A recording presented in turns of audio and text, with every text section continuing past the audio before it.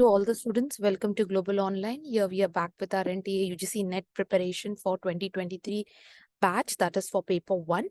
As you all are aware, we are doing currently marathon series, which will be consisting of unit people development and environment. And this particular series will consist of 100 questions, which is based on entire syllabus. We have completed all the theory units starting from teaching aptitude, research aptitude, communication, ICT, as well as higher education system. And the last unit of theory which was left is people development environment, that also we are completing today. Before we start with our session, let's have a quick look at what does Global Online has to offer you with respect to the study material for paper 2. So for paper 2, these are the following subjects which we have with us with respect to your paper 2. So you can see the list of the subjects on the screen. You can even see the contact details on the screen in order to get the copy for yourself. It will be consisting of MCQs for paper 2 as well as it will be consisting of notes for paper 2. The fees is rupees 1600. Right now we have a 20% off going on. So you will be getting this paper 2 for 1280.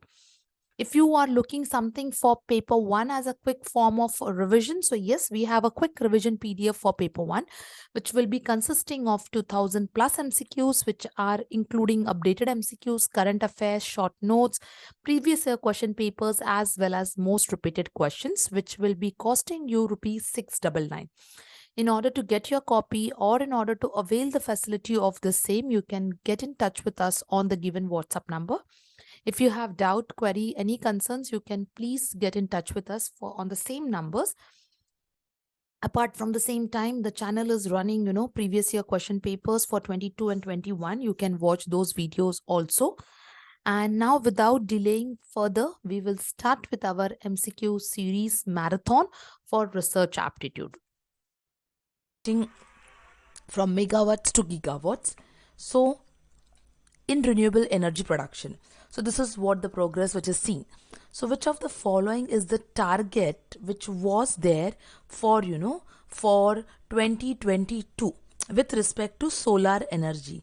So I'll be asking once again that which of the following is the target for solar energy with respect to India in 2022.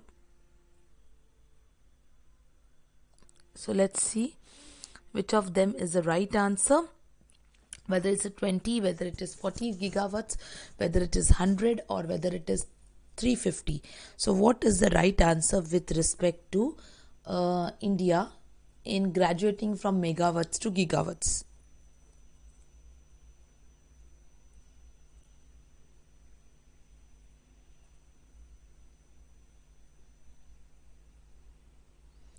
So let's see how many of you are able to answer yes. Nishi Kumar, a very good morning. We have started with the first question. The first question is on the screen. So everyone, those who have joined a bit late, so just come with the quench answer that India is graduating from mega to gigawatts in renewable source of energy. So the production target for solar energy in 2022 was set as what? In 2023, I'll tell you what is the change. But right now, first let's do this question. So in 2022, the target which was set was 100 gigawatts. Okay. So now just make a note over here. Now this particular question, okay, if it comes with 2023. Now for 2023, they have given wind plus solar energy togetherly the target is 111 gigawatts. So just remember, togetherly they have given separate. If I get the information, I'll put it across, but togetherly in 2023 is 111. So let's see this bifurcation is how. So the installation of 175 gigawatts of power, that is, by 2022, which was 100 gigawatts of solar energy, 60 was of wind energy, of biopower 10, and biopower it was 10 and small hydropower it was 5. So this is what the bifurcation was. 111 they have set a target for 2023. That also I will give you. I'll bring the fresh statistics in previous year question paper, so you will get an exact idea and you can be prepared for such type of question. Is it clear? Okay, so before we go ahead, a quick understanding that Global Online has, offer for a study material for your paper 2. Now, this study material will be consisting of the following subjects which is listed on the screen.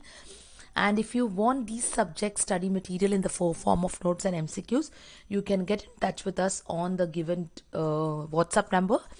Right now the fees cost is 1600, but we have a 20% off, so it comes to 1280. So this is for paper 2. Now let's proceed to question number 2. So question number 2 talks about the government of India has submitted its intended nationally determined contribution, that is called as INDC targets, to United Nations Framework Convention on Climate Change. Which of the following statement is true with this reference or with this context? That is, with reference to INDC, whether it is to reduce the emission by 33 to 35%, whether it is to achieve 40% of cumulative electric power installed capacity, or to create a carbon sink of 2.5 to 3 billion tons. So with respect to intended nationally determined contribution with respect to climate change, which of the following statements, now please remember, you have to find out the statements which are true. You need to come up with the true statements. Okay.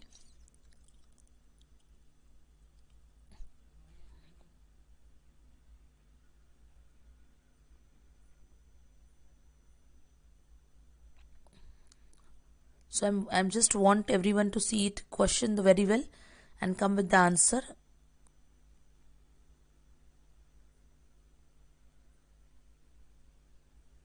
Yes, time limit is almost getting end.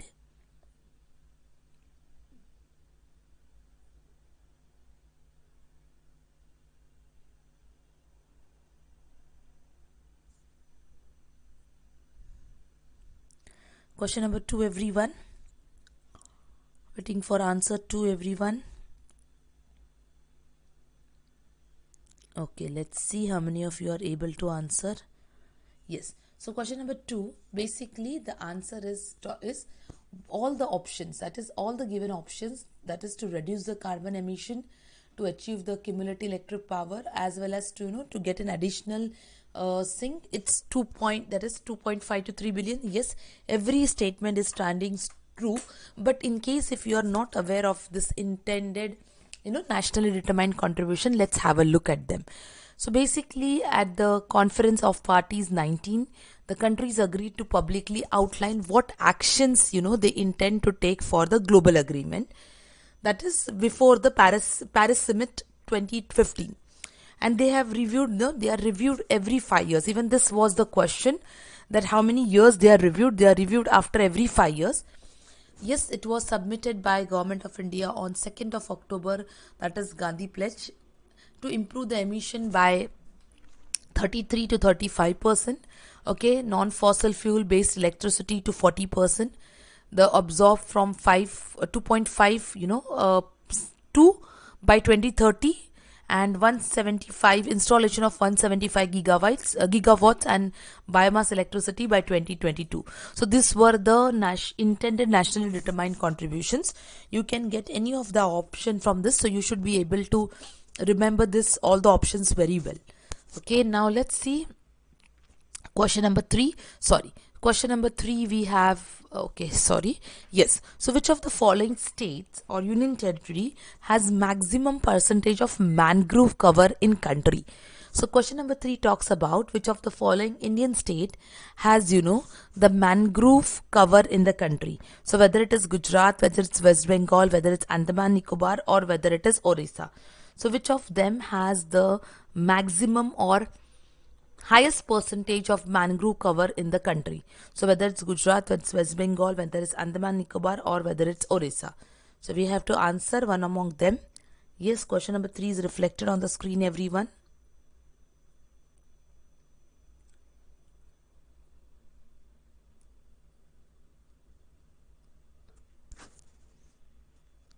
So let's see how many of you are able to answer this question. We are talking about what? We are talking about the states or the union territory which has the maximum percentage, that is higher percentage of, highest you can say, of mangrove cover in the country? So which of them stands under this particular state, as this particular state? So whether it's Gujarat, whether it's West Bengal, whether it is Andaman and Nicobar or Orissa. Okay, Shishi Kumar, okay, fine. Maiti, okay. Just see. So the statistics wise, see, I'm talking about what we are talking about statistics wise. So as per statistics wise, the one which stands with a maximum percentage is the state of West Bengal. Now you should know the statistics also. So let's see the statistics. So West Bengal is 42.45%. Whereas which is followed by Gujarat. Gujarat is 23.6, sorry, and Andaman and Nicobar Island stands with 12.39. So this is the statistics, that is the state of West Bengal. Then we have the state of Gujarat, and then we have the Andaman and Nicobar, that is 12.39%. Just keep this percentage also in mind. I mean to say, I'm not saying, but yes, in case if you get a twisted question with percentage, it also you should be aware of it. Okay, now yes, question number 4. Now coming to question number 4. Now question number 4 talks about Minamata Convention on Mercury is a global treaty to protect human health and the environment from the adverse effects of mercury and its compounds. So which of the following years it was signed? So basically the question is straight away Minamata Convention. So it was signed in the year 2006, 13, 16 or 19. So which year this convention was signed?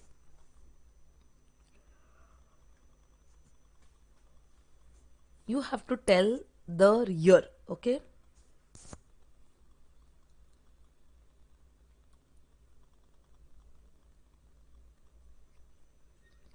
So let's see how many of you are able to answer this question very well.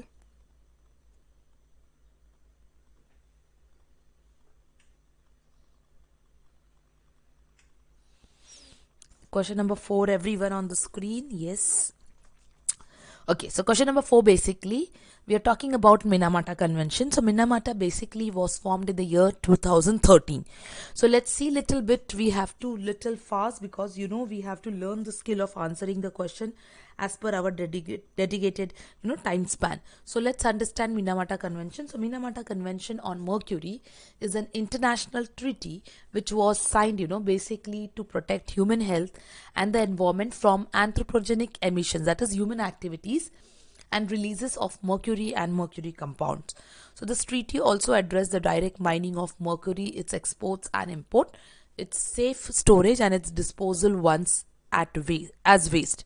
So this was formed in the year 10th October 2013 to minimize India's contribution to global mercury pollution. It has signed the Minamata Convention on 30th September 2014, but it was ratified in the year 2018, and hence it the year they have asked us when. So when it was signed, so signing was in the year 2013. Okay, great. Yes, some of them are really answering well. Keep it up, but make sure this is today I've taken little bit first day of people development environment, very basic questions. As we go ahead with this week, we'll be taking some difficulty level also. So which of the following organizations has promoted reducing emissions from deforestation and forest degradation?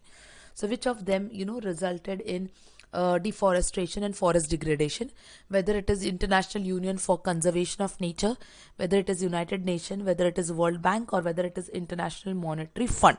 So which of them has promoted reducing emissions and deforestation and forest degradation? So which of them stands to be one among them? So whether it is called as what? Whether it is called as the International Union for Conservation, or it is United Nations, or it is World Bank, or it is International Monetary Fund.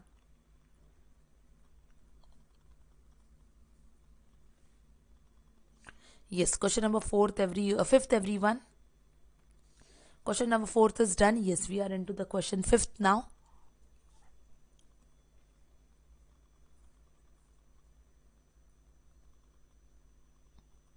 Okay, so let's see question number 5. So for question number 5, basically, which organization? So it is called as International Union for Conservation of Nature. So the organization which is, which is promoting reducing emissions from deforestation and forest degradation is International Union for Conservation of Nature.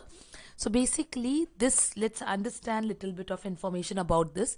So the United Nations READ, that is program, okay, on reducing emissions from deforestation and forest degradation, is in developing countries, yes, which was founded on 24th of September 2008. Yes, mighty, very good. It was to reduce emission from deforestation and degradation, and the READ plus refers to conservation of carbon, sustainable management of forest, or enhancement of forest carbon stocks. So it was, through international negotiation under United Nations Framework Convention on Climate Change.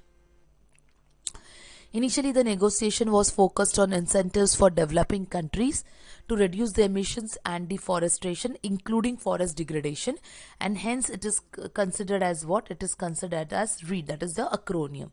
So the projects are historically located in southern countries. Today, it has more than 450 countries among them. Headquarters are at Switzerland, Geneva, and the membership is, 65 partner countries. Is it clear? Okay. Yes. Now, question number 6 now on the screen, everyone. Yes, little bit speed up and let's do it. So on which of the following days Biological Diversity Day is celebrated? So we have, one of the straightforward question on the days. So Biological Diversity Day is celebrated on which day? Is it December 29th? Is it June 5th? Is it May 22nd? Or is it October 22? So which of the following days biological diversity is celebrated? Whether it is December 29th, it is June 5th, it is May 22nd, or October 22nd. So write the question number, please, and give the answers. It will help you to give and little bit speed up for your practice very well. And exams are coming nearby, so you should really, very concerned with the time limit preparation and answering the questions on time limit. So yes, the day which is celebrated as Biological Diversity Day. So Biological Diversity Day is celebrated as it is celebrated on 22nd of May. So let's see now. So the International Day for Biological Diversity is sanctioned as one of the international day for the promotion of biodiversity issues. Okay, so the International Day, falls within the scope of United Nations Post-Development Agenda for Sustainable Development Goals. Yes, this year 2021. Okay, the details of 2022 I'll be reflecting in one of the question which is taken in previous year question paper. We are a part of solution. It is basically observed as what? It is observed at International Day for Biological Diversity to increase the awareness and understanding of biodiversity issues. And Brazil is considered as the most diverse country on the planet, where the 1/10 of the population of the world overall species called it as a home. So just remember which is the most diverse country on the planet. It is the Brazil. Country of Brazil is the most diverse country. Okay. Yes.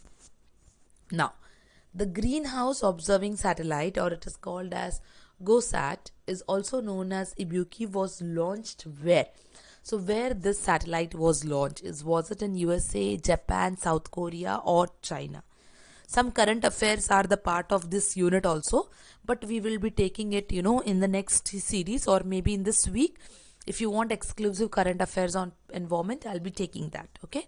So Greenhouse Gases Observing Satellite, or it is called as GOSAT, okay, known as Ibuki, was launched by which country? Was it USA, was it Japan, was it South Korea, or was it China? So which country has launched this? Okay.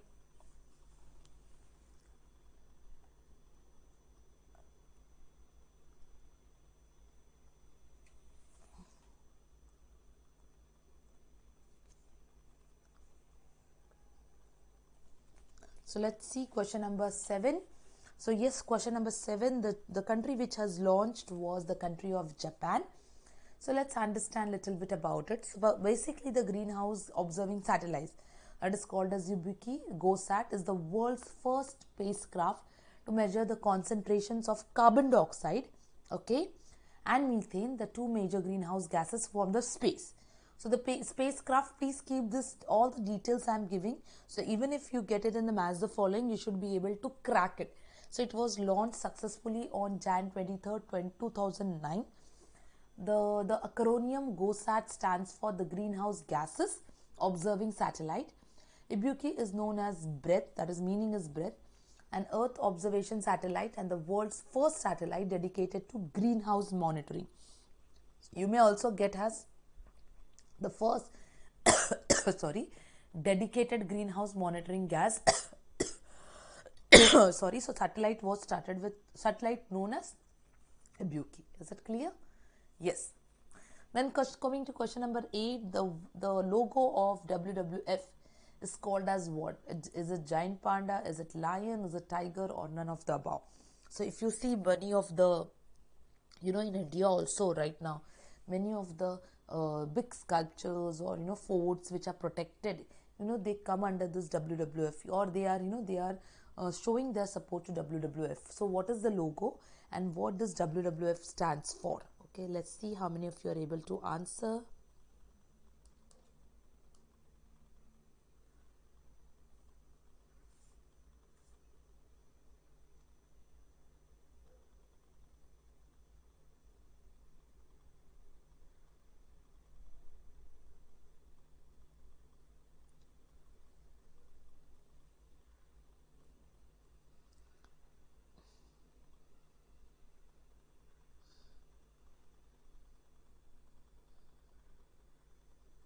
Yes, so let's see. So let's see question number 8. So question number 8, basically the logo for WWF is basically stands for giant panda. But let's, yes, very good. Yes, Nishikumar, sorry. And Maiti, very good. But let's little bit have information about it. So the featured panda is an logo for World Wildlife Fund. So please remember, it is basically it indicates what the full form. It's World Wildlife Fund.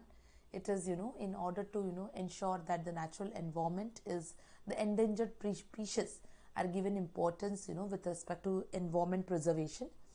So the idea of using the panda, okay, was the big furry animal with appealing black patched eyes to the reason just to make sure that it was to minimize the printing cost. So the World Wild Fund for Nature is an international non-governmental organization which was formed.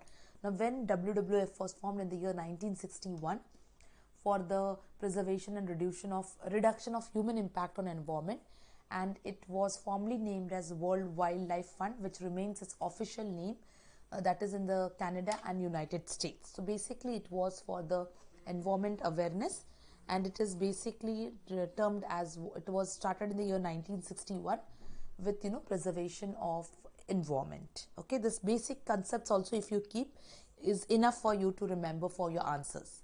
Okay, now question number 9, which of the following organizations has characterized wild flora and fauna into 8 categories known as red list, such as extinct, critically endangered and endangered? These are the categories. Okay, but who has categorized them? Okay, whether it is International Union for Organization, whether it is UNESCO, whether it is Conference on Biodiversity, or is it Keto Protocol? Okay, Yogesh Kumar, very good morning. We are into the 9th question. You can just join us little bit. Questions are still there. Okay, so you can almost join us and we can complete this some part of revision. So the organization which has characterized wild flora and fauna into 8 categories. Okay, the categories the categories are listed such as extinct, critically endangered and endangered. So which is the organization which has came for this, or which is which has taken this initiative? So what is the name of the organization? So let's see what is organization called as.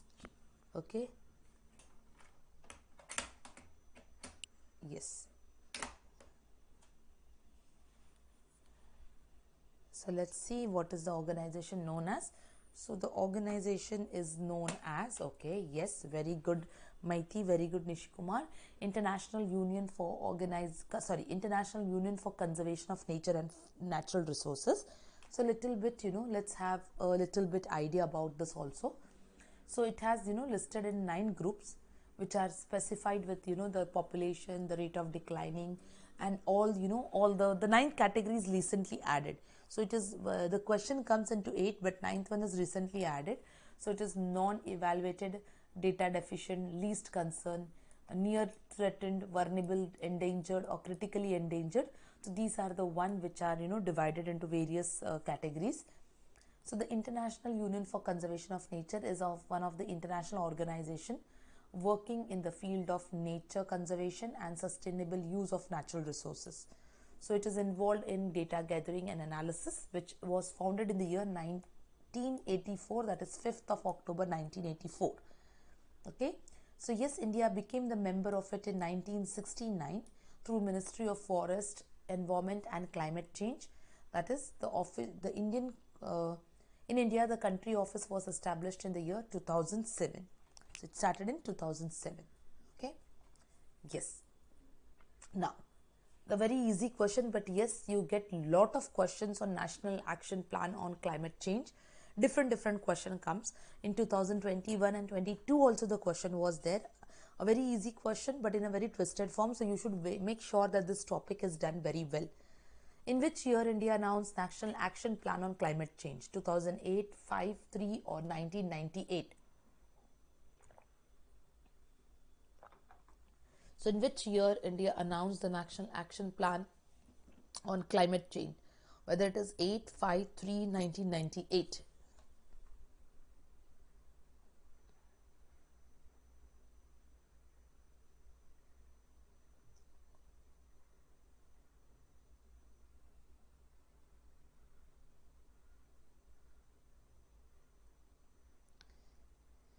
Yes, let's see.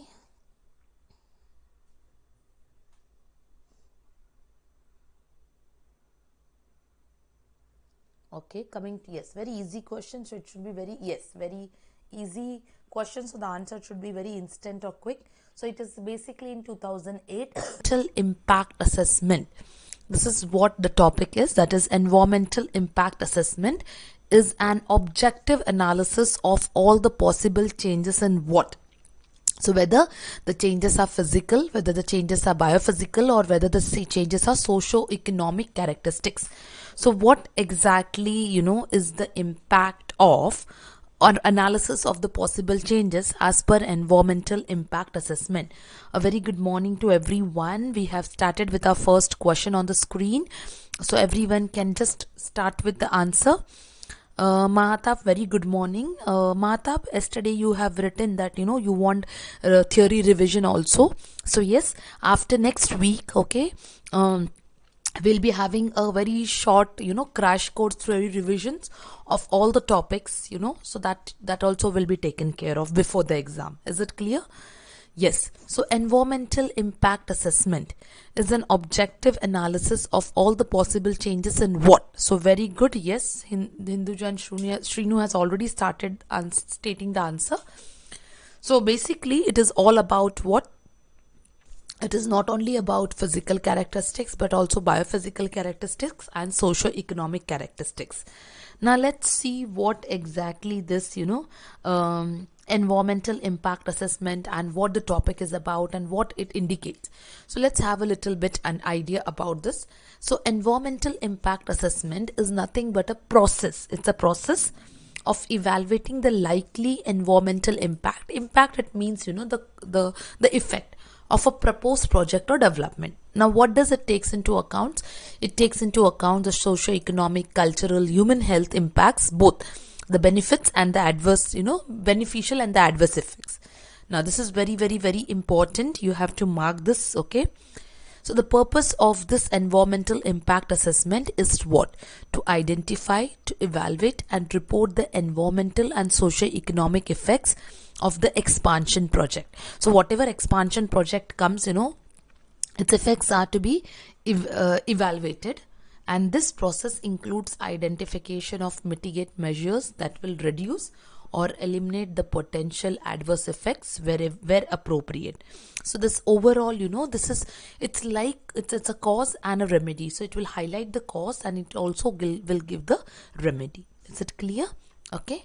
Yes, Nishi, very good morning. Just let's go to the next question. CNG stands for what? See, yesterday a very simple question of UNESCO was also not be able to answer by many of the students. So I will be adding some, some acronyms of this unit also. So CNG stands for what? Does it stands for compressed natural gasoline? Does it means compressed natural gas, or it is nitrogen gas, or it is calibrated natural gas? So what does the meaning? What does that acronym CNG stands for? CNG on your screen, everyone. The question: what does the acronym CNG stands for? Okay.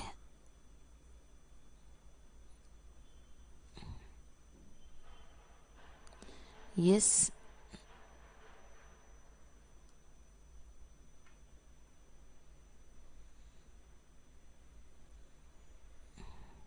Yes, very easy question. I'm still giving time.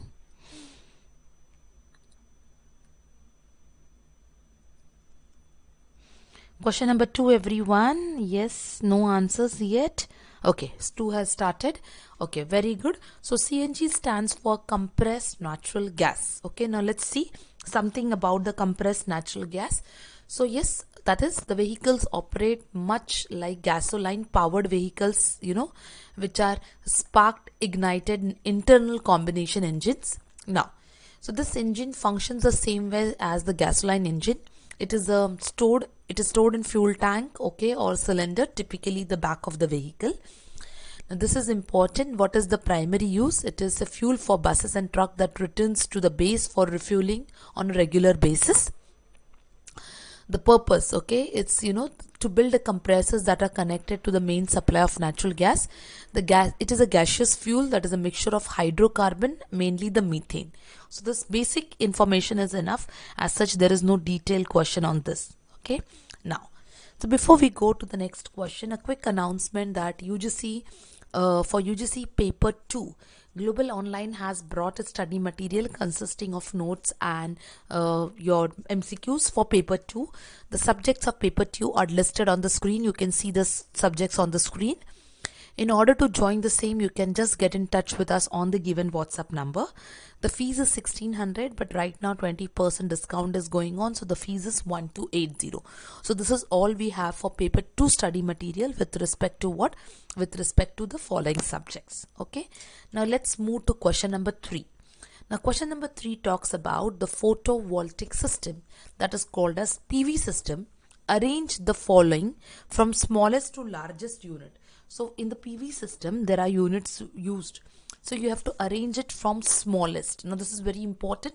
You have to always keep this, keywords in mind, whether it is smallest to largest or largest to smallest. Okay, whether it is module, array, solar cell, or array field. So what it is, you have to, remember, and then according to that you have to arrange whether it is module, whether it is array, whether it is solar cell or array field.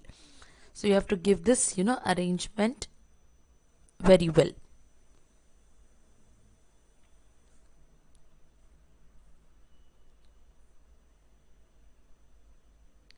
So yes, waiting for the answers, everyone.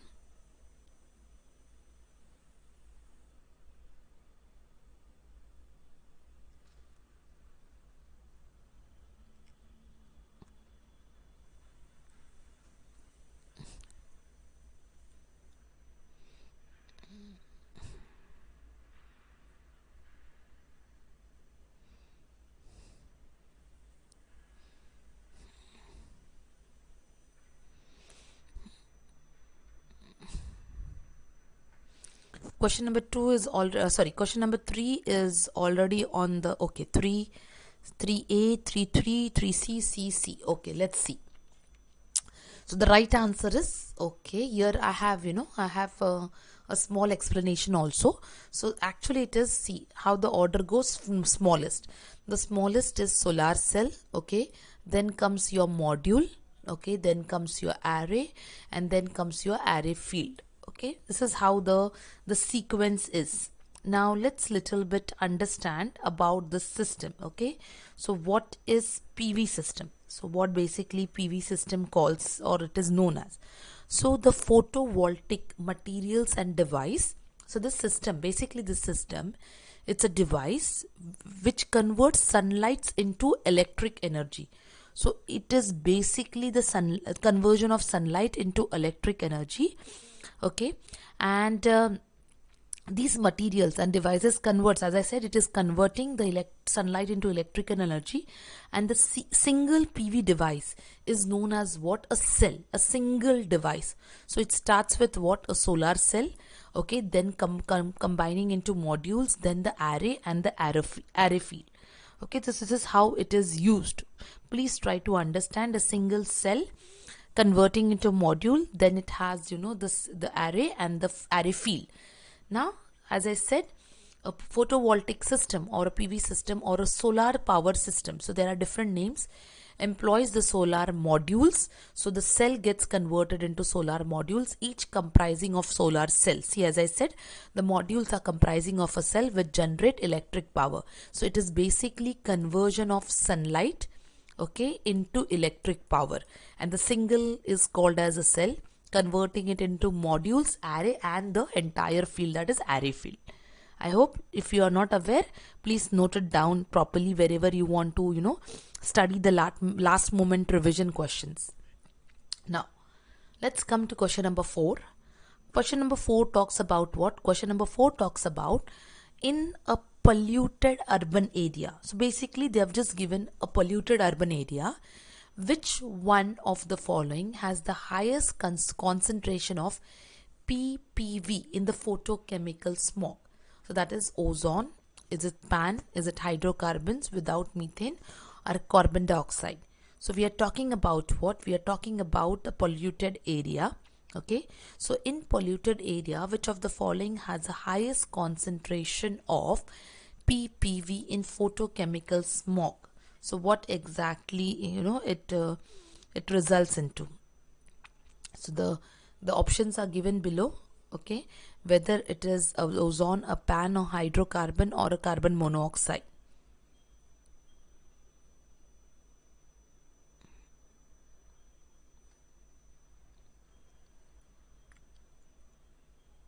Yes.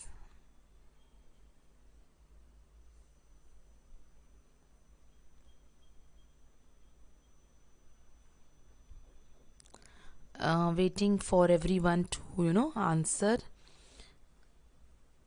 So let's understand what it is and then go for, you know, the next question. I'll explain you what exactly it is. Okay, question number 4, everyone. Yes, let me see the answers. Okay, the answers are differing. Okay, fine. So let's see what exactly it is. Let's first understand the. Okay, sorry, I think, okay, here the answer, I have not highlighted the answer. Our answer is basically carbon monoxide. Okay, this is the right answer. Now let's little bit, you know, understand about it. So yes, so here in a highly polluted area, urban area, carbon monoxide has a highest concentration. Okay, with respect to what? With respect to photochemical smog. It is also known as Los Angeles smog. So in Los Angeles, smog is used, or it is caused, by a set of chemical reactions that require sunlight. So it is basically how it is. It is, you know, it is a reaction of nitrogen dioxide, sunlight, and hydrocarbon, which gives ozone. Okay, and here we are talking about what? The concentration. So highest concentration is of a carbon monoxide. So when the sun plays a role in chemical reaction, the reaction is known as photochemical reaction. Smog is formed in this way, and it is known as photochemical smog. So please keep this in mind.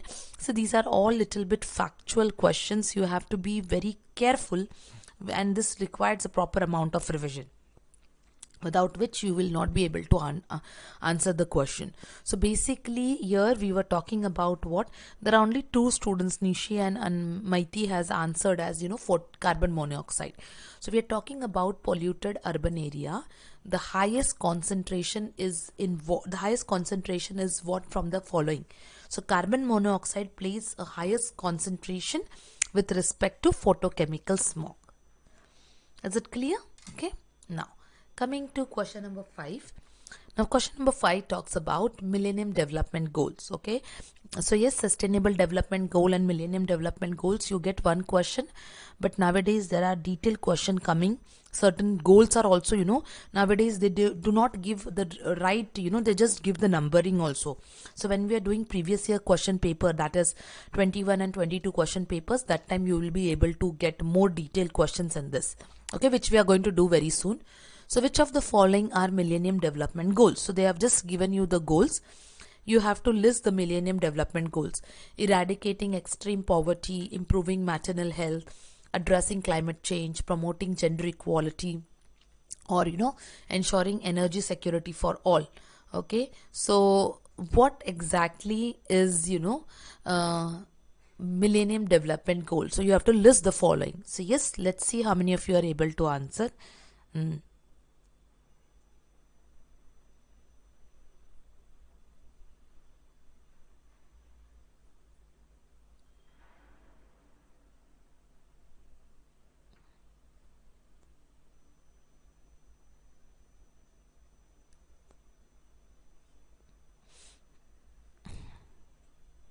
Okay.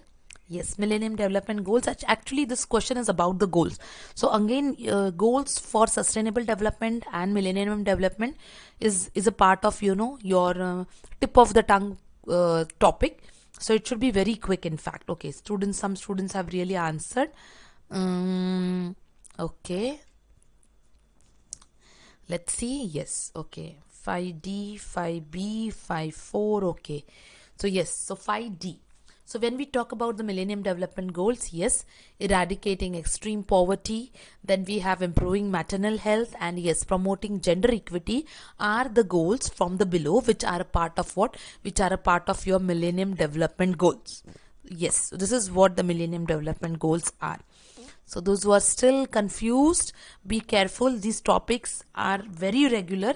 Your revision is very important. Maybe you have revised, but now it's, maybe there is a long gap, but you should keep this, very, very handy with you.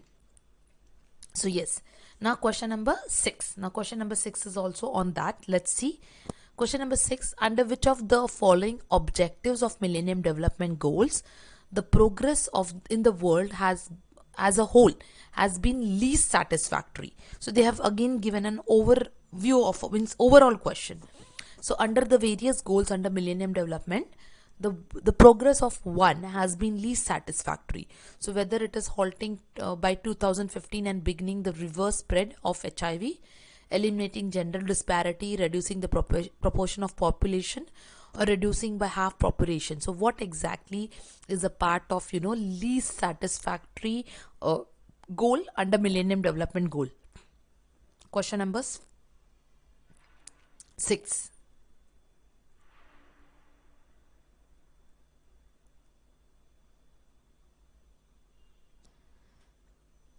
Okay, let's see how many of you are able to answer. Yes, Bhakta Sain, as I said, see, there is I'll just give you students are answering. Let this question get answered, then I will tell you what is the sequence for this next two weeks. Okay.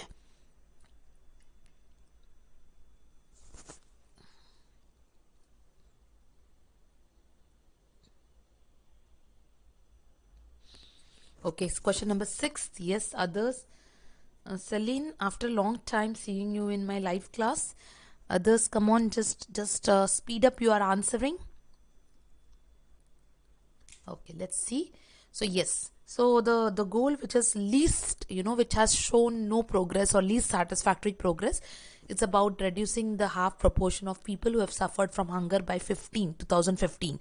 It's option number 4. It's option number 4, and not about eliminating gender disparity. It is about controlling the people who are suffering from hunger. It's option number 4. Okay.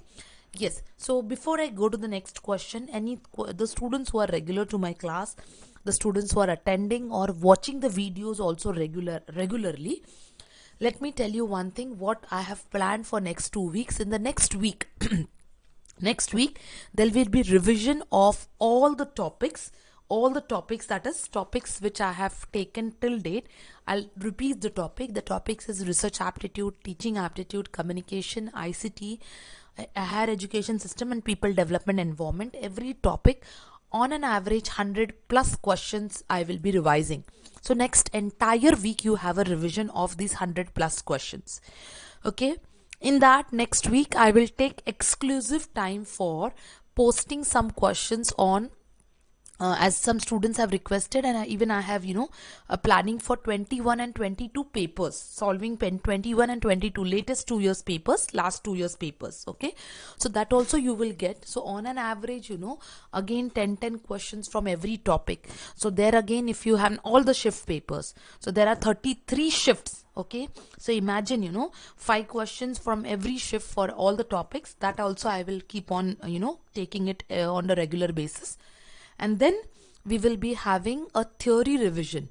So when the exam is nearby, we will be having a quick theory revision of important topics, so that it will be very quick for you, and it will be very fresh to remember all those topics.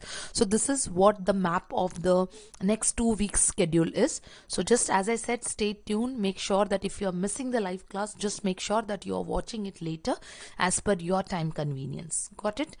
So yes, let's go to question number 7, everyone. So question number 7 talks about SDG. So that is the aim and objective of the following have co-benefits with SDG. So which of this following has the benefit with SDG?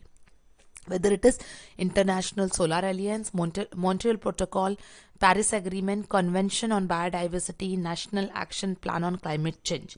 So what exactly is the aim and objective of of the following, of the SDG?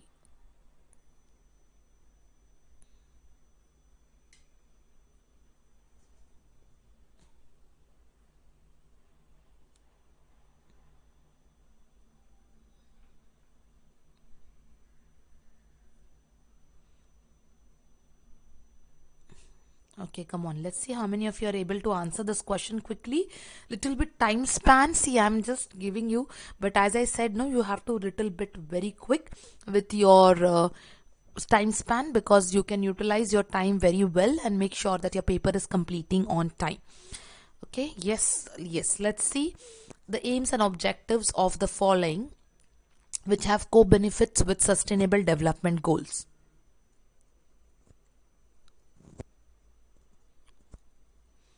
Okay, let's see. Yes, so okay, so the aims and objectives of the following. So basically it is, yes, it is International Solar Alliance. It has a co-benefit. It is the Paris Agreement. Yes. Okay, it is the Convention on Biodiversity. Yes, and it is National Action Plan on Climate Change. Okay, only the protocol, Montreal Protocol, is not a part of it. Okay, very good, everyone. Celine, just be careful, and Shrinu, it's not option D, it's option B. Okay, so here I have just listed all of them. Basically International Solar Alliance, which has a contribution from how many countries, what does it aims for. It started in the year 2021. Okay, with reference to various norms and agreements, what type of ambition target it has with respect to 450 gigawatts, and it is basically a proposal which has been World Solar Bank is the proposed financial agency that will help to pool the resources, and it was between the alliance was between the country of France and India with respect to what? With respect to promoting renewables energy and sustainable development. So yes, it is very important. And International Solar Alliance, you can see regular questions coming on this topic in some or other way. So you should be very much alert with this topic also. Okay, now yes, let's go with the 8th question. So the 8th question talks about what the concept of sustainable development relates to what. So sustainable development, is it related to consumption level? Is it related to exhaustible resources? Is it related to social equity, or is it related to intergenerational equity? So the concept of sustainable development relates to what? So what exactly sustainable development related to? Is it consumption? Is it exhaustible resources? Is it social equity, or is it intergenerational equity? What does it relate to? Okay.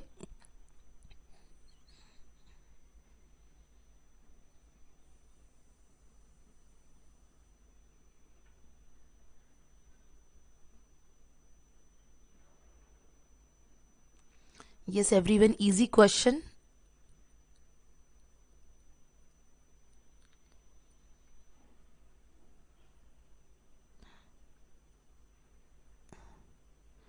Come on, waiting for the answer.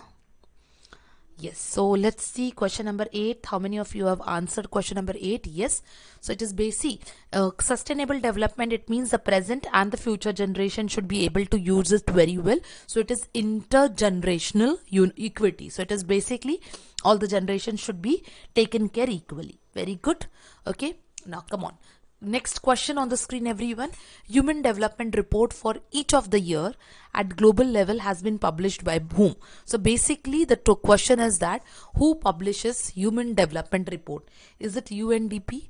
Is it WTO? Is it IMF? Or is it World Bank? So who publishes the human development report? The question is very simple. Okay.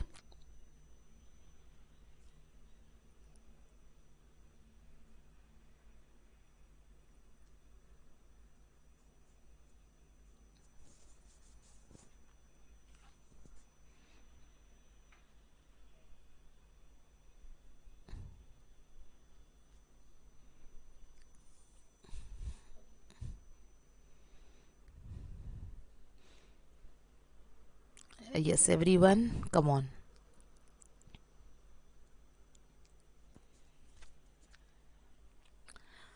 So human development report is being published by whom? Who publishes human development report? So how many of you have answered the question? Okay. Yes. So human development report is published by UNDP.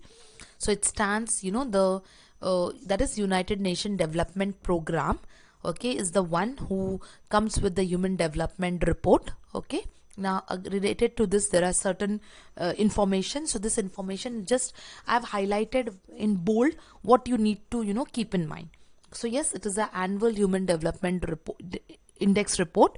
Okay, which has the report makes recommendations and suggestions for the change in order to make sure that the policy holders or the stakeholders are aware about the awareness of human development, which will help to mobilize the resources in the areas of development which is needed for the society.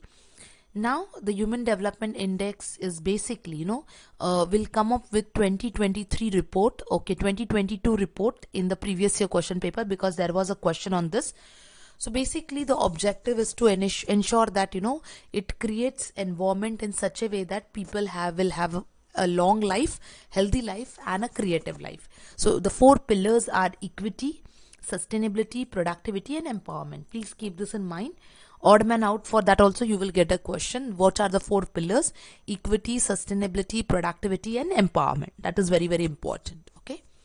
Yes. Before we go to the now that is, I have written all the topics over here so that you can just note down the objective and the aim and the pillar. Okay. Now, question number 10. Question number 10 talk about which type of natural hazard cause maximum damage to the property and lives. Okay. So whether it is hydrological, whether it is hydrometeorological, it is geological or geochemical. So it is talking about which of the natural hazards which is causing damage to the property, in a bigger range. So whether what from the given options: hydrological, hydrometeorological, geological, or geochemical.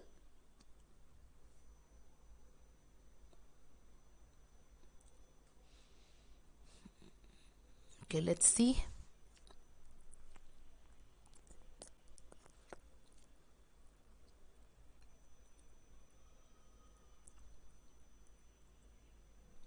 Tenth. Okay, 10th question answers have started coming in. So let's see. Yes, so basically it's not hydrological, it is hydrometeorological. Now what it indicates? Okay, see, I've just written over here 22 data I'll add, as I said, when we are discussing the topic of natural hazards in the coming series of question. So hydrometeorological hazards are caused by extreme meteorological and climate events such as floods, droughts, hurricanes, tornadoes, landslides, and mudslides. So it is, I have given a picturization also. So basically these are the typhoons or hurricanes, you can call them: thunderstorm, hailstorm, tornadoes, blizzards, that is snowstorm, heavy snowfall.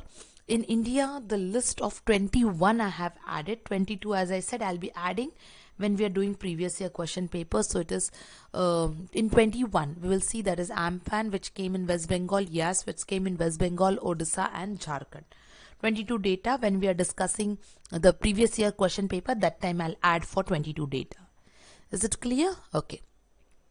Now, question number 11, everyone, on the screen. It is assertion and reasoning question. Yes, in this paper, that is in public people development and environment, you get such questions.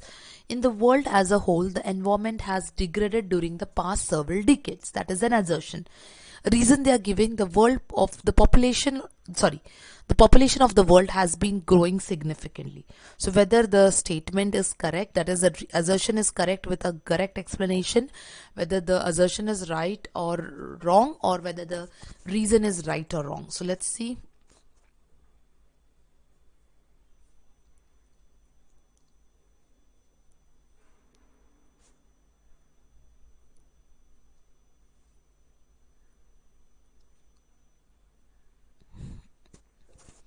Question number 11 is about assertion and reason.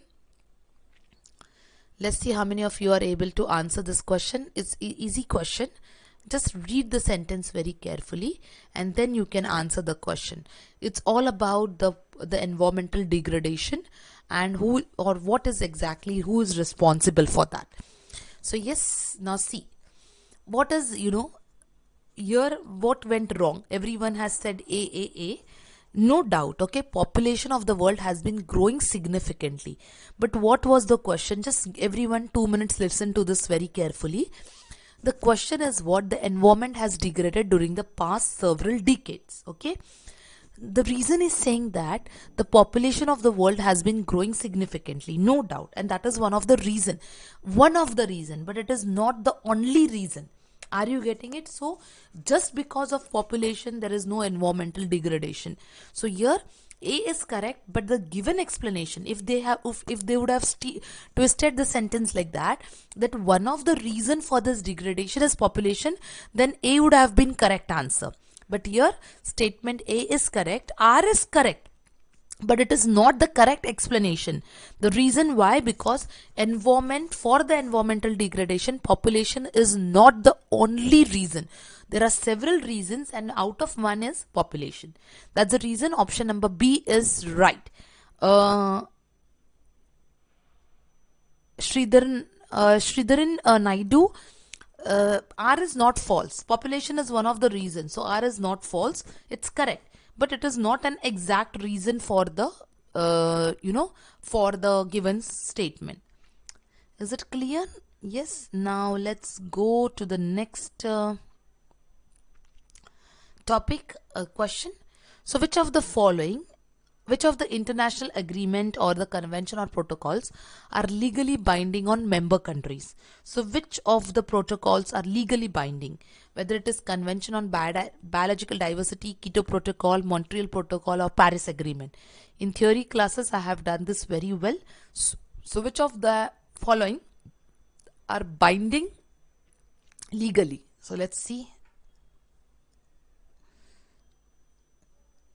Sorry.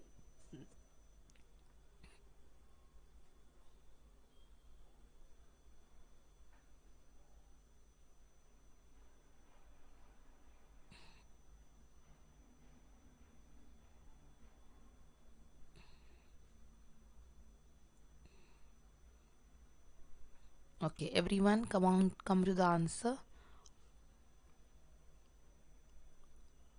Yes, question number 12, everyone. Let's see how many of you have answered question 12. Okay. So let's see, there is no question 12 yet, no answer. So question 12, basically, the one which is legally binding is Convention on Biological Diversity and Montreal Protocol. Okay, so I have just mentioned over here. Convention on Biological Diversity is a treaty basically with the goal that is, the biological diversity. Then you have sustainable goal, which is basically with fair and equitable benefits. So Convention on Biological Diversity, which was formed on June 5th, 1992. And yes, it is one of the legally binding aspect on, with respect to what? With respect to the member countries. So it is option number 2, not option number C. It's only Convention on Biological Diversity and Montreal Protocol. Keto Protocol and Paris Agreement does not comes under legally binding. They do not come under that. Okay, fine. Yes. Montreal Protocol, I have mentioned Montreal Protocol also. Basically, it is a depletion of ozone layer, which came into force, 1989, and it is ratified. It means it has been legally binding by the countries. India has become the member on 1992. So this all, when, as I said, some students has requested, and anyways, I said when I'll be taking revision and previous year questions, this I will again revise. Okay, fine. Now, Keto Protocol, that is basically which was formed in Japan on 1997. It is to make sure that to reduce the carbon dioxide emissions with the help of or presence of greenhouse gases. And it is basically an agreement which is which forms only for those countries whose carbon emissions are beyond the limit. So for the countries which are maintaining, for them it is not legally binding, so it does not comes under the right answer. Okay, and Paris Agreement is only legally binding for those countries where the level is not up to the mark. So it is not compulsory for all the countries, and hence it does not comes under legally binding agreement. Okay, please make sure this all small things are very important for you. So I have written here those students who are not aware of this, for them I have written all the detailed theory notes. That is Convention on Biological Diversities. As I said, it has 3 goals, that is conservation of biodiversity, sustainable use, and fair and equitable profit sharing benefits. So this is all for your reading purpose, which you can help to revise you and make sure that your theory is also revised, okay, or recalled. Now, coming to question number 13, everyone. Which of the following conference is known as United Nations Conference on Sustainable Development?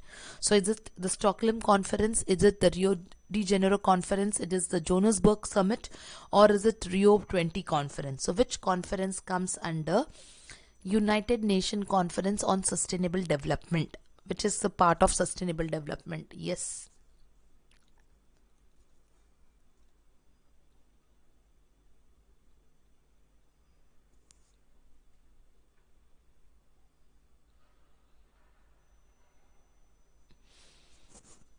Okay, question number 13, everyone. Which is known as United States Nation Conference on Sustainable Development?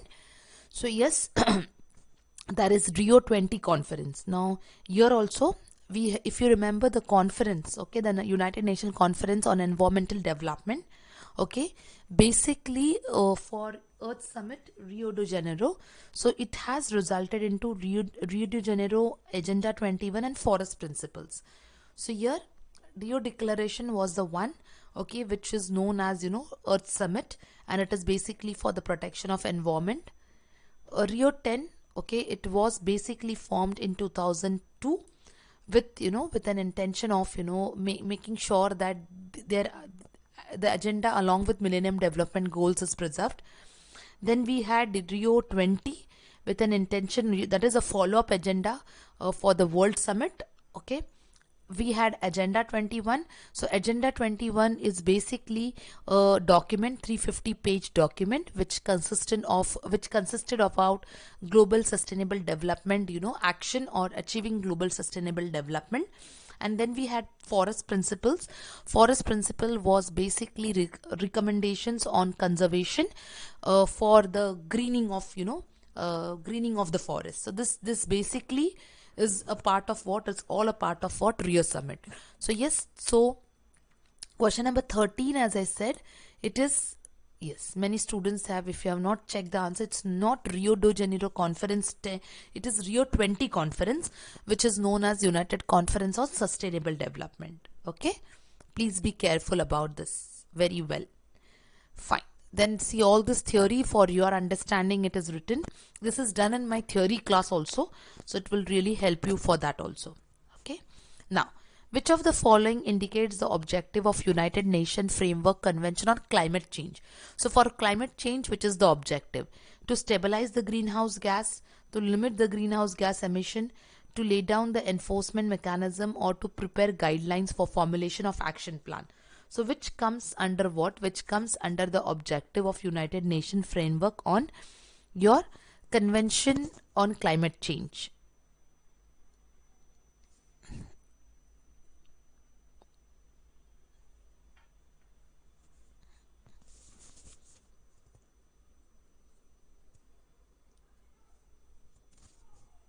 Yes, everyone.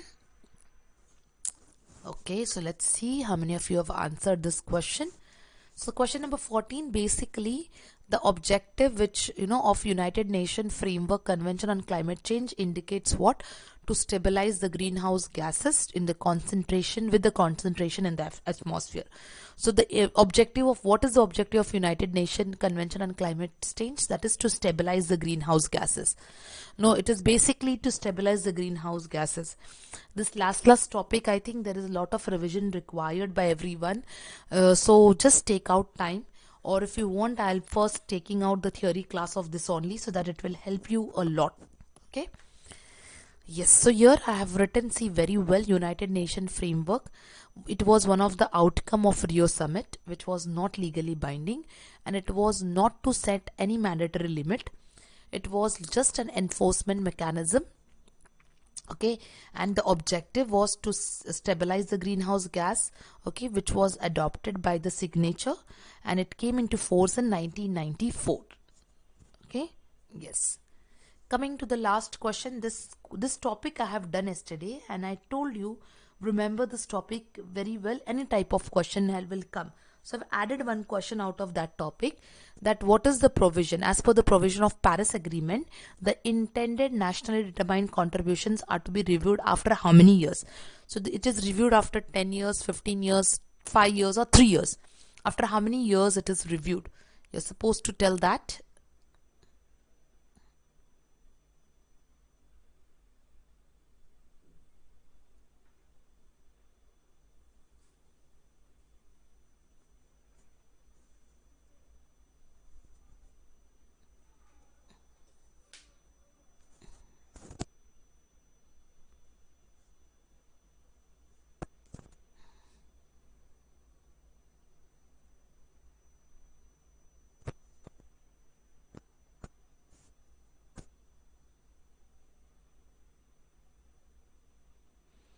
Yes, so let me see how many of you remember this topic very well yesterday. I'm purposely waiting for question number 15.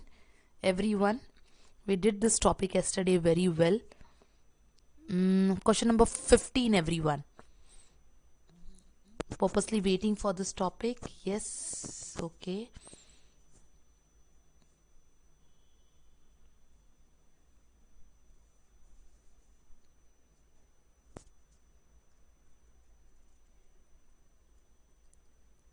Let's see how many of you are answering this.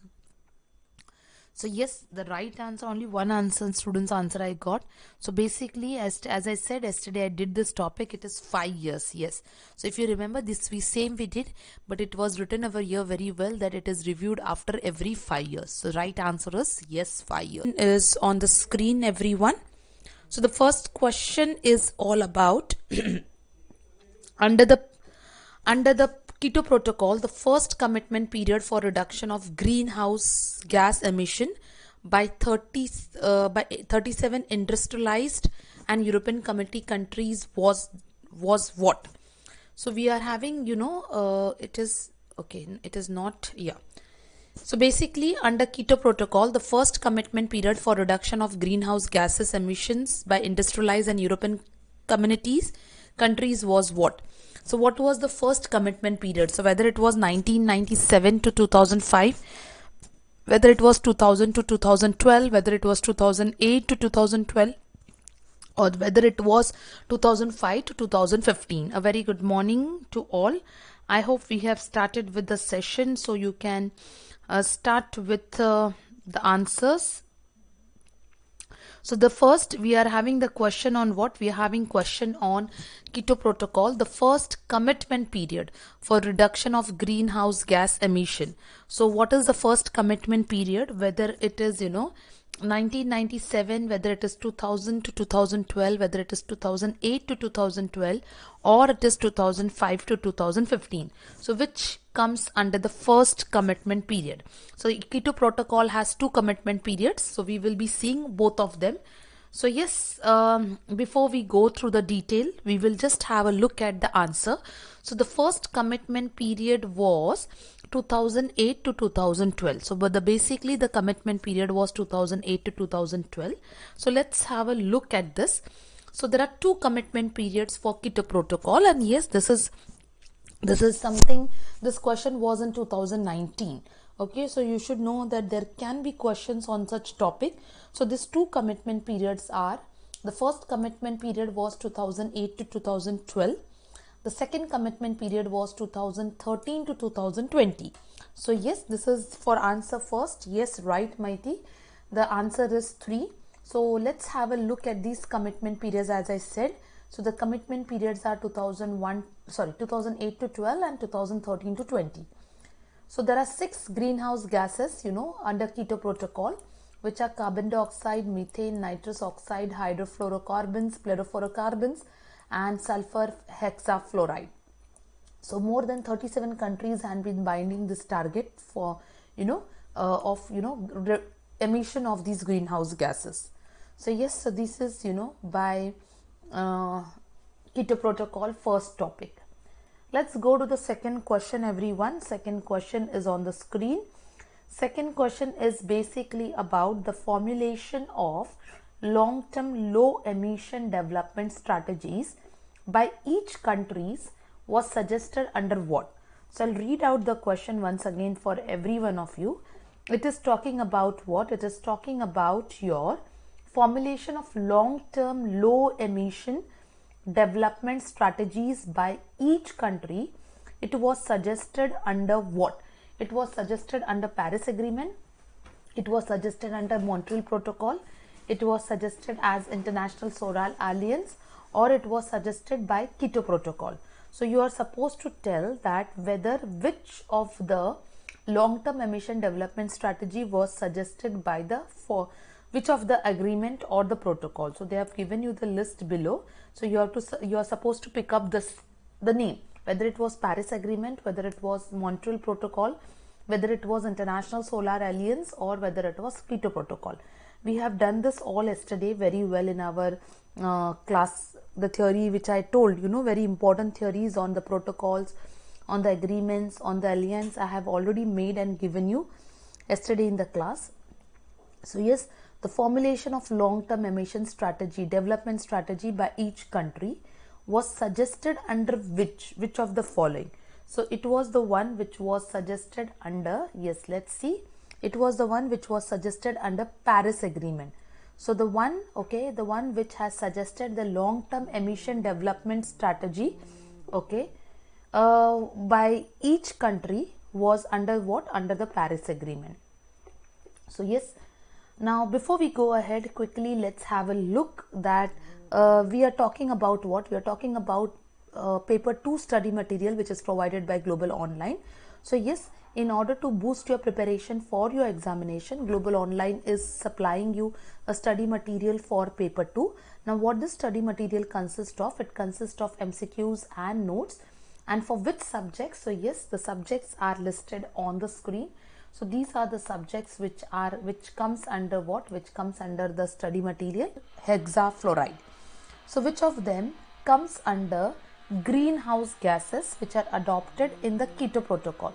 So basically it is about what? It is about Keto Protocol. So let's see how many of you can answer this question with respect to the greenhouse gases which are adopted under Keto Protocol.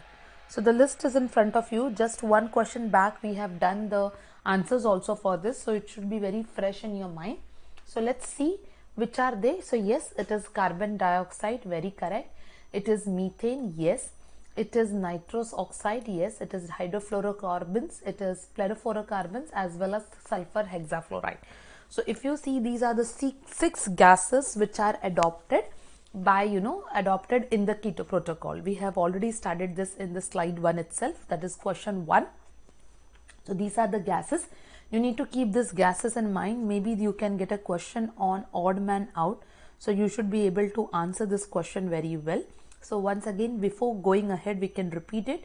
That is carbon dioxide, it is methane, it is nitrous oxide, it is hydrofluorocarbons, it is chlorofluorocarbons, as well as sulfur hexafluoride.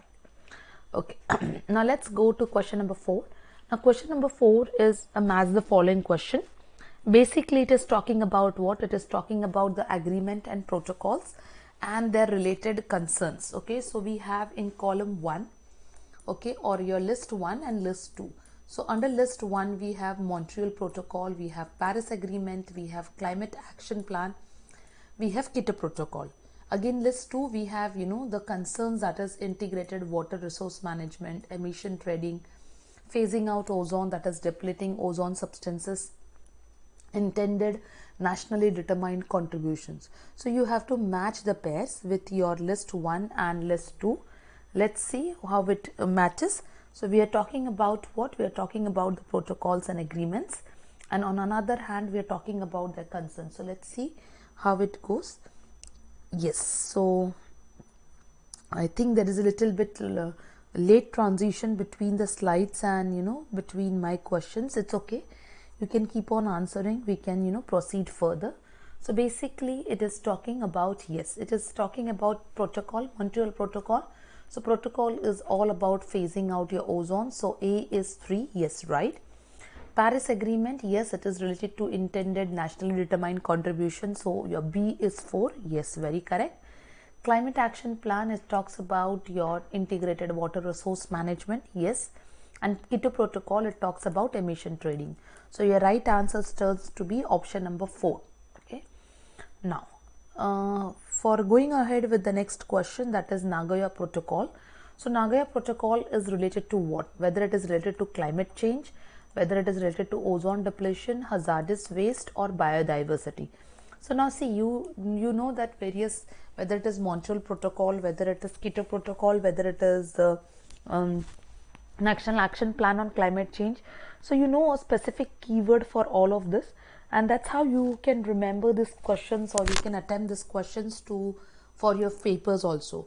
So the question is basically all about what? The question is all about Nagoya Protocol is related to what? Is it related to climate change? Is it related to ozone depletion? Is it related to hazardous waste? Or is it related to biodiversity? So let's see. So what it is related to? So it is related to what? It is related to biodiversity. So let's little bit have a look at Nagoya Protocol, because we have already done Keto Protocol, we have done Montreal Protocol. So we'll have a look at this protocol also. So basically, this is the second protocol, which is with reference to Convention on Biological Diversity. It is adopted on 29th of October 2010 in Japan, and it entered and came into force in 2014. This protocol now has aim. Now this is very, very important. Questions can come on aim also in the match the following. So the aim is basically, that it can assess the genetic resources with fair and equitable sharing benefits, which comes out of, contributing to the conservation and sustainable use of biodiversity. It provides a transparent legal framework for the effective implementation on one of these 3 objectives on Convention on Biological Diversity. So basically it is all about what? It is all about conservation and sustainable use of biodiversity. Okay, yes, so very correct. Question number 5th, yes, everyone has reached question number 5th. Now let's go to question number 6th. Question number 6th, we have done one question on this. Let's see what is the question all about. So what is Rio 20 conference often mentioned in the news? We have done this similar type of question yesterday. In the yesterday's class itself we did, but still let's have a revision. What is Rio 20 conference often mentioned in the news? Whether it is United Nations Conference on Sustainable Development, whether it is ministerial meeting of World Trade Organization, whether it is conference on Intergovernmental Panel on the Climate Change, or it is a conference of member countries on the Convention of biological war. So what is Rio 20 conference in the news often mentioned as? So this particular conference, what this conference is, is mentioned as, let's understand. So question number 6, everyone. So we are supposed to answer the conference with reference to what? With reference to the following. It is United Nations Conference on Sustainable Development, or is it ministerial meeting of World Trade Organization, or it is conference on Intergovernmental Panel on Climate Change, or is it a conference of member countries on the Convention on Biological War? So what it is, it's this topic we have done yesterday also. So I think you should be able to answer this question very fast. So basically Rio 20 conference, okay, so when we talk about Rio 20 conference, it is based on United Nations Conference on Sustainable Development. So this conference is the one which is based on what? Which is based on United Nations Conference on Sustainable Development. It talks about what? Sustainable development. Okay. So yes, question number 6 we have already answered. Yes. Now let's go to the following statement which stands to be true with the help of SDG. So it is talking about SDG goals. It is talking about targets and indicators. So they have given that the number of goals are 17, 18, okay, it is goals, okay, 17. Targets are 155, 168, 169 and 169, and indicators are 304, 203, 306 and 304. So yes, what is the latest statement which is true with reference to what? With reference to SDG. So the goals of SDG 17. So we know there are 17 goals. Yes. The targets, we know there are 169 targets, and indicators, there are 304 indicators. So the option which stands to be correct, okay, is option number 4. Okay, it talks about what? It talks about goals which are 17, targets are 169 and indicators are 304. So this is the right answer with reference to what? With reference to your SDG. Okay. Yes. Coming to question number 8, everyone now. So question number 8 is, how many national missions of Indian government are there? Now this also direct question was, straight away direct question was asked in the 2019 exam. So which of the, how many national missions are there with reference to addressing the problems of climate change? So whether there are 6, whether they are 8, whether they are 12 or whether they are 17. We are talking about the goals with reference, we are talking about the national missions with reference to the climate change. So it is 6, 8, 12 or it is 17. So the total number of goals, total number of problems which are addressed as per the climate change are total is what? The total is 8. It is what? The number of national problems which are addressed is 8. Let's have a look at them. So there are 8 national missions on climate change, which talks about solar mission, okay, which talks about solar mission, which talks about energy efficiency, sustainable habitat, water mission, Himalayan ecosystem, green India, okay, sustainable agriculture, as well as strategic knowledge for climate change. So these are the total 8 missions which comes under the national plan on climate change. Okay. Now coming to question number 9. So question number 9 is based on the same topic. Now we have seen all the 8 national action plan on climate change. So it is talking that one of the mission on national action plan on climate change is odd man out, means it is not a part of the national mission plan on climate change. So it is water mission, it is a mission for energy efficiency, green India, or it is mission on solid waste. Which of the following stands to be a odd man out as per national plan action plan on climate change, which is not a part of national action plan on climate change? Whether it is water mission, whether it is energy efficiency, whether it is green India, or it is mission on solid waste management. So which is odd man out? Yes. Yeah, the one which is not a part of National Plan on Action Change is, yes, it is National Mission on Solid Waste Management. So the one which is, yes, odd man out, it is solid waste management. Water Mission, Green India, energy efficiency, yes, are definitely a part of what? Are definitely a part of your National Action Plan on Climate Change. Yes. Now, yes, a very important announcement with reference to your revision PDF. So, yes, many of you are definitely, prepared, well prepared, but want something, at last moment in order to, crack yourself as an updated MCQs or current affairs or short notes or previous year question papers or most repeated questions. So, yes, you can get this facility with the help of what? With the help of your, we have given the contact numbers. These are the WhatsApp numbers. In order to go for a last minute revision, this PDF will really help you out. The costing of the PDF is rupees 699, and this will really give you a good amount of preparation and revision for the last moment. Okay, yes. Now let's see who is in charge of National Action Plan on Climate Change. So when we are talking about climate change, who is the one who is in charge for National Action Plan on Climate Change? So whether it is Ministry of Environment, whether it is Ministry of Earth Science, whether it is Prime Minister's Council, or all above.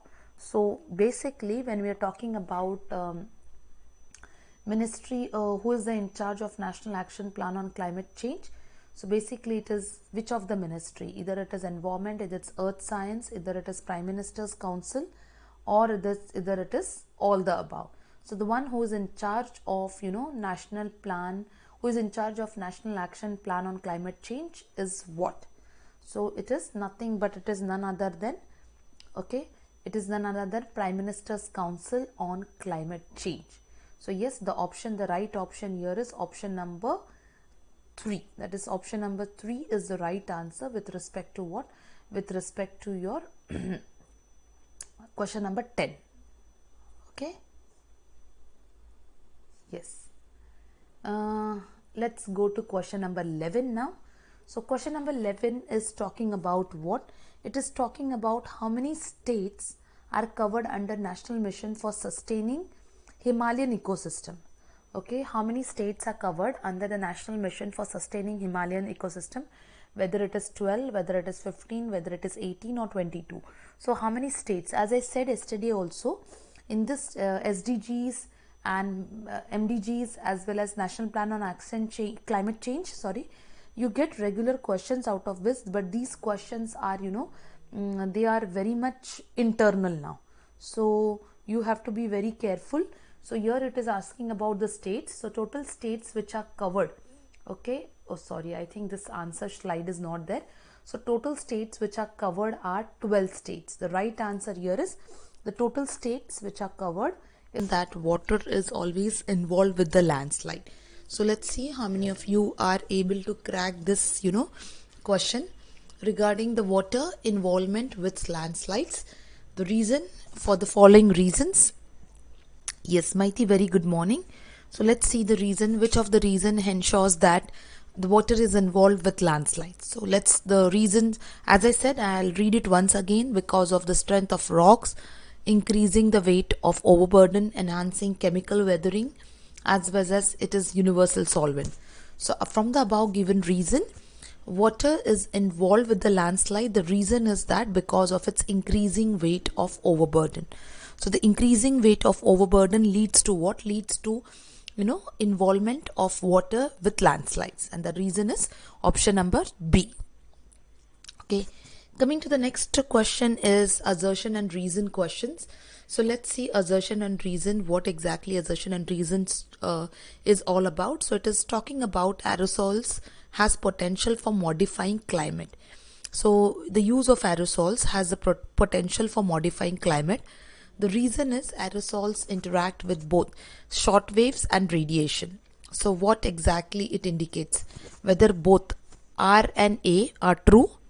The explanation with the correct explanation, whether they are, whether they are true, but the explanation is not correct. A is true or R is false, or vice versa. A is false and R is true. So aerosols have the potentials for modifying the climate. this was our reason, and let's see how many of you are able to this was our assertion, and the reason is interaction of with both short waves and radiation. So as you all know that it is a substance which is enclosed under pressure, and it's released with the help of fine spray, that is the propellant gas. So the connection. Okay, so what is it? Basically it's a fine mist. So aerosol is nothing but a fine mist. It's like a cleaner or a air freshener. So what exactly the reason is, whether it is matching with the given assertion. So let's see how many of you are able to crack this question, and let's go ahead with the next question. Yes, so students have joined, they have started answering the questions. Okay, so aerosols and the reason and the the reason and other assertion. So let's see how does it works out. So yes, aerosols has the potential for modifying climate because it interact with both short waves and radiation. Now both the statements are true and the given explanation is correct. Now let's have a look at the explanation. So aerosols, as I said, it influences the climate in two ways. First of all, by changing the amount of heat that gets in or out the atmosphere, or by affecting the clouds. So some aerosols, like there are many kind of dust from ground up rocks, and they are light colored, and even have a bit little bit reflective nature. So they are scattered solar radiation, which has a cooling effect by enhancing the radiation from the earth. So basically, yes, they have the potential for modifying the climate as they interact with the short waves and the radiation. Very good. Okay, so yes, before we go ahead, a quick announcement that UGC NET Paper 2 Global Online has been providing you the study material. The study material is for the following subjects. The subjects are listed on the screen. You can get notes as well as MCQ for these subjects, and for this you are supposed to get in touch with us with the given WhatsApp number. So WhatsApp numbers are reflected on the screen. The fees is rupees 1600, but after 20% discount you can avail this in the cost of 1280. So this is for your last minute preparation, which will definitely give you a boost for your paper 2 preparation also. Now let's go to the question number 3. So human development, we have taken this question, but this question was taken in a different way. So let's see. Human development report for each of the year at global level has been published by whom? So this the sentence is a bit twisted. Rest of the things are very same. We have done this question very well. So I think you should be able to answer this question properly. That the human development index, it talks about the human quality, okay, quality living or a quality living life. So it is the report has been published by whom? Is it by UNDP? Is it by WTO, whether it is IMF or it is World Bank? So who gets, who is basically involved in preparing the human development report, that is human quality index, you can say, at global level. So from the given options, let's see. Selin, very good morning. So let's see which is the right option, as we have already done this question, so it should not be very difficult for you. So the Human Development Index or the report is prepared by UNDP, that is United Nations Development Program, okay, which helps in the country in eliminating poverty and try to bring sustainable economic and growth. Okay, that is how this reason works out for question number 3. And we have already done this question. I hope you should be able to remember or recall this question very well. Going to question number 4. The most significant impact of volcanic eruption has been felt in the form of what? So volcanic eruption we are talking about. So the significant impact was in the form of change in weather, or it was due to the sinking of islands, or a loss of vegetation, or extinction of animals. So basically, what exactly it is related to? The significant impact of volcanic eruption is due to what? Whether it is change of weather, whether it is sinking island, whether it is loss of vegetation, or is extinction of animals. So yes, let's see what is the result of this eruption. It is talking about impact of what? Impact of volcanic eruption. So yes, due to the the most significant impact was in the form of change in weather. So volcanic eruption is nothing but a result of what? It is a result of change in weather. Is it clear? Okay, yes. Moving on to next question, that is question number 5 now. Yes, we have completed 1 to 4 questions. We have to do 20 questions today. So we are at the 5th question. So 5th question talks about the maximum emission of pollutants from fuel resources in India is caused by what? So the maximum emission of pollutants from fuel resources in India is due to what? Is it due to coal? Is it due to fire? Is it due to refuse burning? Or is it due to the waste product, vegetable waste product? So the maximum emission of pollutants, we are talking about what? We are talking about pollutants from fuel resources in India is due to what? What is the reason behind that? So the reason of maximum emission is because of what? In India, it is caused because of coal. So coal is the reason for maximum emission of pollutants from fuel resources in India. Okay. Now, yes, let's see question number 6 on the screen, everyone. I think bit of transition time is late, so you are getting the questions bit late. It's okay, but you can keep on, answering without breaking any link. So the urbanization process accounts for which in the urban centers during nights to remain what? So basically, the urbanization process accounts for the wind in the urban centers during nights to remain what? Is it faster than in the rural areas? It is slower in the rural areas, or it's the same, or whether it is cooler. So what it results into? So let's see how many of you are able to going to get this. I'll read the question once again for you. The question says that urbanization process accounts for wind in the urban centers during night to remain what? Faster, slower, the same, or cooler. So what it results into? Yes, so let's see. So yes, the process of urbanization accounts for wind in the urban areas or urban centers during nights to remain faster than in rural areas. So it is remaining what? It is remaining faster as compared to that of rural areas. Is it clear? Okay.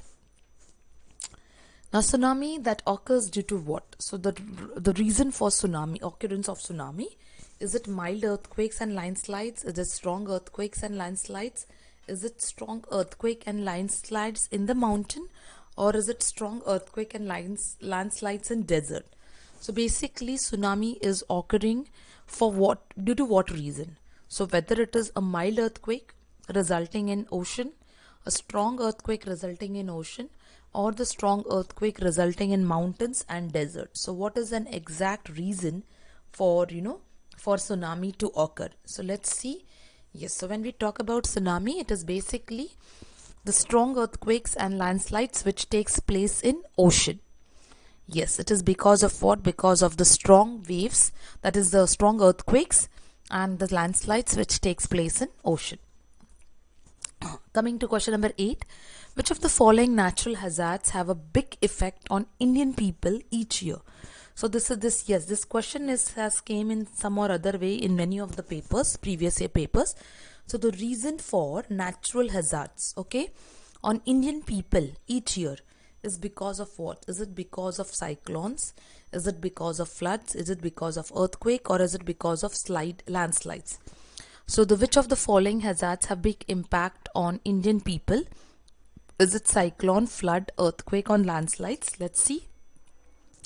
So yes, the reason for natural hazards which have a big impact on Indian people each year is due to what? It's due to the floods. In India, it is basically talking about. So yes, in India, it is because of what? It is because of floods. Okay. I hope everyone is checking the answers. These are very basic questions which are, a part of your previous year question paper also, as well as a part of your people development and environment unit, and little bit of practice will really help you to keep this revision. You don't have to specifically spend time on revising these questions also. Now Among the fuels of energy, following fuels, which is the most environmental friendly? Yes, the question comes on this also. Question number 9th we are into. It is talking about the fuels. Okay, now which of them is environmental friendly? Is it biogas? Is it CNG? Is it hydrogen? Or is it ethanol? Which comes, which is basically environmental friendly. So yes, we are talking about the following fuels of energy. So the one which is environmental friendly is, yes, whether it is biogas, whether it is CNG, whether it is, we have done a question on CNG also, hydrogen or ethanol. So which takes place, as the most environment friendly. So yes, it is hydrogen, which is talking about what? It is talking about most environmental friendly. Ethanol is clear colorless alcohol which is made from variety of biomass that is called as feedstock. So yes, one which is resulting into one of the most environmental friendly, that is called as what? It is called as ethanol. Okay. Yes, question number 9, the right answer is in ethanol. Sorry, question number 9, the most environment friendly gas is nothing but it is hydrogen, and ethanol I have just explained you why, what exactly it is, just for your reference. Okay, now we have done the question on environment impact assessment. So there is but this question is different, but the topic is same. We have done this question in the first lecture itself, that is the first class itself. So let's see how many of you remember that comparative environment impact assessment is conducted for what? Is it conducted for the whole year? Is it conducted for the 3 seasons including monsoon? Any 3 seasons, or it is the worst season? So when we talk about the environmental impact assessment, we have studied this very well. We have studied a question also on this topic. So basically it is conducted for what? Is it conducted annually, that is whole year? Is it conducted 3 seasons? Is it conducted any 3 seasons? Or is it conducted the worst season? So what basically it is for?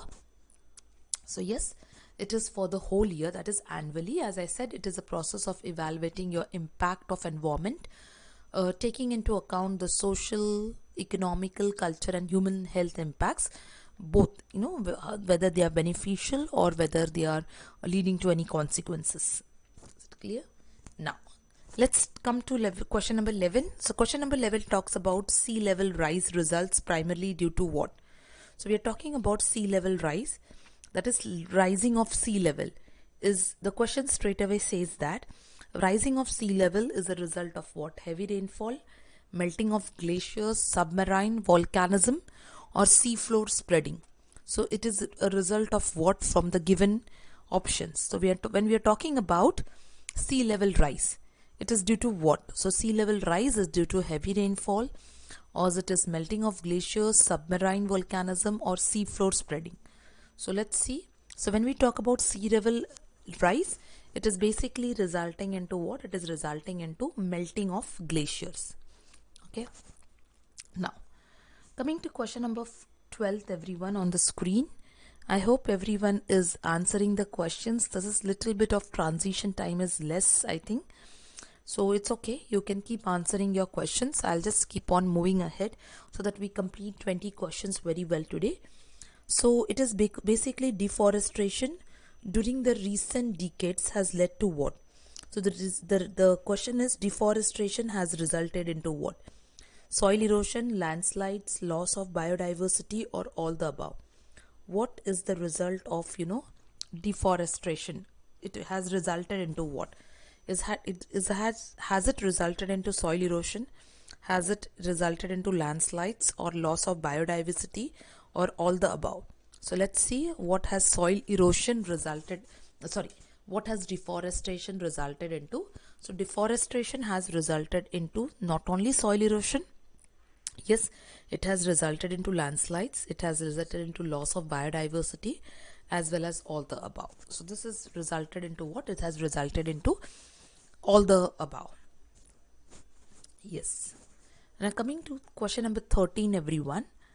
One of the following natural hazard which is responsible for highest human disaster.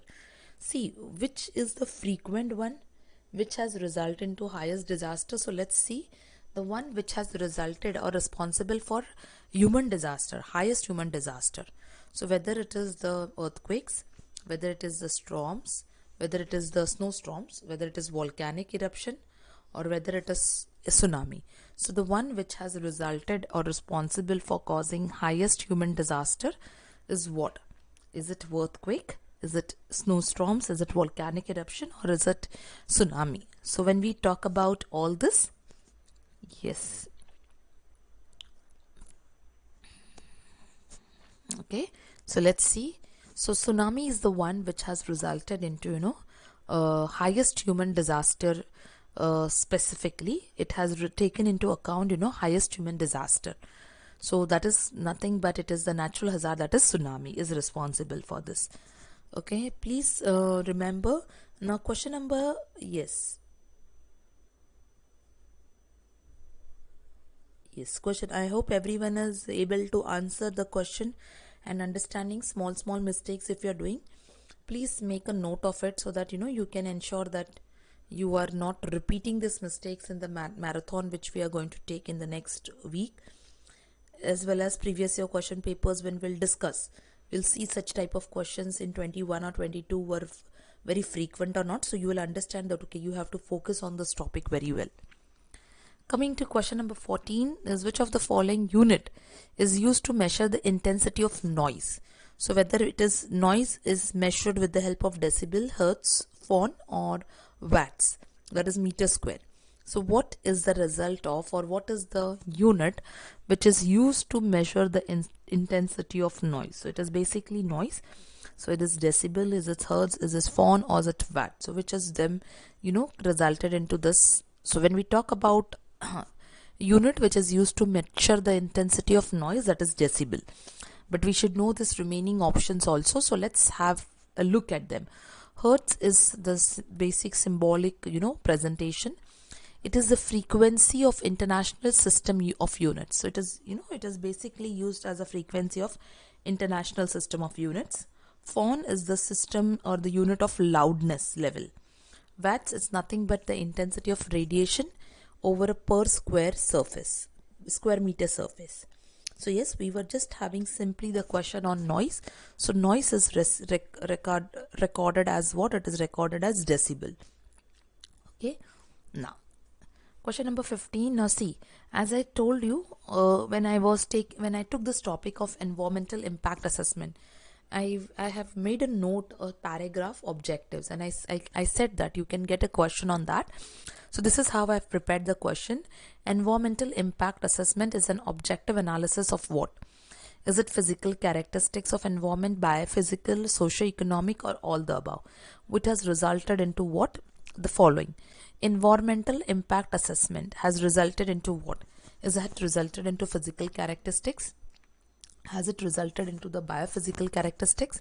Has it resulted into the socio-economic characteristics, or all the above? So which it has resulted into? We have already done this topic very well. So I think you should be able to answer this question properly. So yes, when we talk about the environmental impact assessment, even just few questions back we have done this topic. So it talks about what? It talks about the impact overall. So it takes into consideration socio-economical, physical, biophysical characteristics. So the right option will be option number D, that is all the above. Okay. Coming to question number 16, bog is a wetland that receives water from what? So we are talking about a concept called as, bog. So bog is nothing but, wet muddy ground which is too soft. Okay. So it receives water from where? Because we are talking about its wetness, no? So is it in nearby water bodies, or melting, or rainfall, or only sea? So what exactly, what exactly the bog land? Okay, bog, it means a wetland. Where does it receives the water from? So from the given options, let's see, the receiving of the water is from where? So when we talk about bog, so bog is as I said, is a wetland which receives the water only from rain. As I said over here, it's rainfall only. So bog is a land that accumulates, the deposit of dead plants material, and it is the one, body which receives the rainfall only and only from, which receives the water only and only from rainfall. Okay, answers which are going wrong, which are, where students are making sure that you are knowing the right answer very well, so that you are not doing this mistake again in the revision, or in case if you get this particular question in the form of your previous year question papers or maybe a latest concept, you should be able to answer it very rightly. 15th D, Doma Tamang, just be careful. This topic we have repeated again and again, so be careful for the answers. Okay. Yes. Now coming to question number 17, everyone. So question number 17, basically the most recurring natural hazard. So now see the same question but in a different way they are asking. The one which again and again occurs again and again is what? Is it the earthquake? Is it flood? Is it landslide? Or is it volcano? Basically the most recurring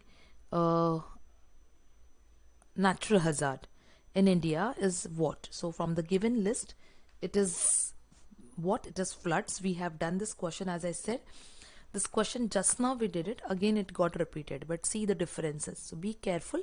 Here they have just added a new term, that is recurring natural hazard. So recurring natural hazard is what? It's flood. Okay, is it clear? Question number 16 also, those are going wrong. Maiti, be careful for small concepts. Okay, now we have assertion and reason question. People population control measures do not necessarily help in checking environmental degradation. So the reason, the relationship between population growth and environmental degradation is rather complex. So here they are talking about people population control measures do not necessarily help in checking environmental degradation is your assertion. The statement reason is the relationship between both of them is rather complex. So whether it is, whether the answer is right, whether the answer is wrong, whether it is with correct explanation or not, that we need to tell. So yes, so people population control measures do not necessarily help in checking environmental degradation. Yes, because the relationship is very complex. It is very difficult to judge the relationship based on both of them, and hence it is not able to find out. So yes, both the statements are true and the relationship is is complex, and that is the correct explanation. Yes, coming to question number 19, everyone, which of the following phenomena is not a natural hazard? So they have given certain list of phenomena and they are saying that it is not a natural hazard, whether it is a wildfire, whether it is lightning, whether it is a landslide, which of them, or whether it is a chemical contamination, which of them does not falls under natural hazard. So let's see whether it is wildfire, whether it is lightning, whether it is landslide, or whether it is chemical contamination.